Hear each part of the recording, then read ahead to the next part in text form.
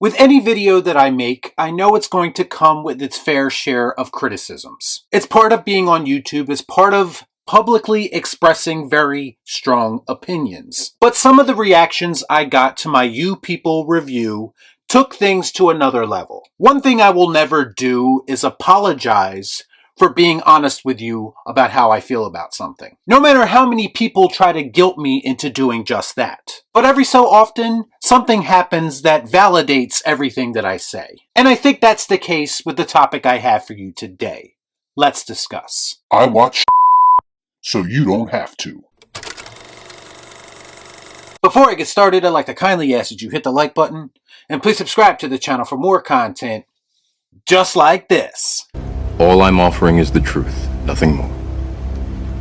For those that don't know, a movie called You People was released on Netflix a couple of weeks ago. And naturally, being a movie channel, I watched and did a review of that movie, and let's just say I was less than impressed. I criticized everything from its cringe dialogue and awkward delivery to its divisive and mean-spirited nature, all the way down to the lack of chemistry between the two leads. And those are all very valid criticisms in my opinion. You see, here's the thing, movies like this have always existed. They've just never existed in this capacity in this current climate. That makes sense. If this movie came out in the late 90s or the early 2000s, it would probably be hilarious. But that's because films and filmmakers just did things different back then. They knew how to cover these topics in the right way that made them universally appealing to people. They weren't made to put any one side down, they were typically made to create unity. Oftentimes highlighting how people who would appear different on the outside aren't all that different once they get to know each other. And I can give you numerous examples of that. Movies like 48 Hours or even Rush Hour. Do you understand the words that are coming out of my mouth? All these preconceived notions that two characters have about each other would typically be eradicated by the end of the film. If You People's goal was to channel some of that energy, then in my opinion it failed miserably. If it was a comedy, it was poorly executed comedy. If it was commentary, it was poorly executed commentary. And that's the real problem with modern movies about topics like this. They have zero nuance or intelligence behind them. Oh, you're right. And when you're right, you're right. And you're always right. Every quote-unquote teachable moment is presented to you like a sledgehammer to a brick wall. Rather than allowing the audience a moment to figure things out for themselves, they deliver their message in the most heavy-handed way possible. And I'm not sorry for saying this, that's bad filmmaking and that's just not appealing to me. No, don't like that. In addition to the poor execution, I also feel that the actual message of this movie was very misguided. I did not get a message of unity while watching this movie. I got the message that people who are different cannot and will not ever get along. But one day they might learn to at least tolerate each other. And again, I'm not sorry for saying this, but that whole idea is complete bullshit to me. So I stand by everything I said, and my opinion on this movie hasn't changed in the slightest. Absolutely not. Now, of course, the reactions to my analysis were mixed. Some agreed with me, some didn't. For those that disagreed with me and approached me like a civilized person and attempted to have conversation rather than just insulting me, I appreciate you for that. But as for the other people who don't agree with me, the ones telling me that I don't know what I'm talking about or that I don't understand the message of this movie, or yes, even going as far as to call me racist for not liking it. That's racist.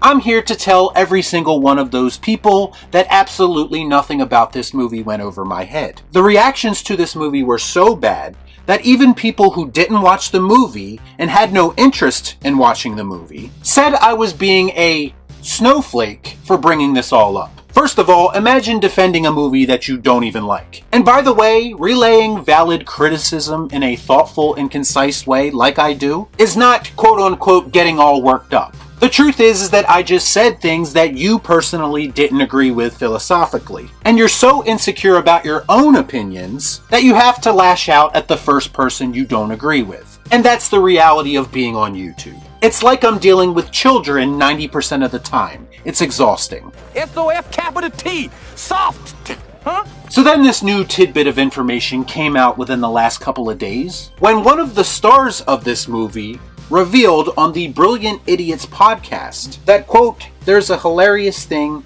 I don't even know if I should share this, but the final scene, they don't even kiss. It's CGI, swear to God." This is in reference to the final scene in the movie where Jonah Hill and Lauren London's characters kiss at their wedding. If you can take a look at this photo for a moment, you can clearly see that it's been altered and the two actors stopped short of actually sealing the deal.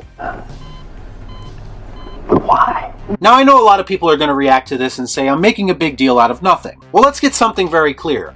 I don't actually care whether they kissed or not. That means nothing to me. But when I have people attacking me over an opinion, over a criticism, and then something like this is revealed that kind of validates some of the stuff that I was talking about, then yes, I'm going to bring it up. I think this says a lot about their lack of chemistry on screen. If you need even further proof, Lauren London herself recently revealed she was apprehensive about taking this role because she was concerned that the character's relationship wouldn't be believable. Imagine that. She said, quote, "I thought, why would these two people really like each other? They're from two totally different worlds, and if you see them, you would never think that they would meet or hang out. Whatever the case is." It sounds to me like Lauren went into this movie with some preconceived notions and is channeling some of the divisive energy that this movie is filled with. Oh, there's a big surprise! She said point blank she could never see herself with someone like Jonah Hill. And that was made very clear by your interactions with him on screen. Well, it doesn't sound like even the actors were in on that concept. And you want me to buy into the idea that they had believable chemistry, right? Now, I heard some people say that Lauren recently lost someone in real life and wasn't emotionally ready for something like this, in defense of her not wanting to kiss Jonah Hill, apparently. Me, right? While I do feel for her, maybe being in a rom-com at that point in your life isn't the best idea. I think she probably understood what she was signing up for. Not to mention she was apparently recently in a movie with Michael B. Jordan, where their romantic moments weren't altered, by the way. So you tell me how I'm supposed to interpret that. In reality, none of this really matters, but here's the bottom line. I've watched enough movies throughout my time doing this that I can tell when something is working and when something is not working on screen. And to me, nothing about this movie worked. Nothing is real anymore. Nothing feels authentic enough for me to get invested in it. It always feels like there's some ulterior motive, or there's some personal ideologies being injected into the movie that make them one-sided and thus unrelatable to a lot of people. You People is not an accurate representation of the world around us. It's a misguided caricature told from the perspective of a closed-minded person. I grew up around other cultures. I was raised by other cultures. And I've never once had the mentality of anyone in this movie, because I was always taught to see people for who they are and not what they look like, or what religion they are, or race, or gender, or whatever it may be. If you stop looking at people as being different, then maybe divisiveness and friction would cease to exist. The truth is that this whole discussion is bigger than you people. This is about a terrible message being relayed in an awful way. And I'm sorry, but no one can convince me that this is the best that they could do with this subject matter. Especially when we've already seen subject matter like this covered in movies and covered much better. So to all those people who came at me in a disrespectful way, my advice would be to stop being so accepting of mediocrity and stop allowing things like this to cause more division between people and not get checked for it. And maybe, just maybe, we can get back to a point where movies are meant to entertain us first and foremost. So I strongly suggest that you wake the f*** up. Y'all be cool. Right on.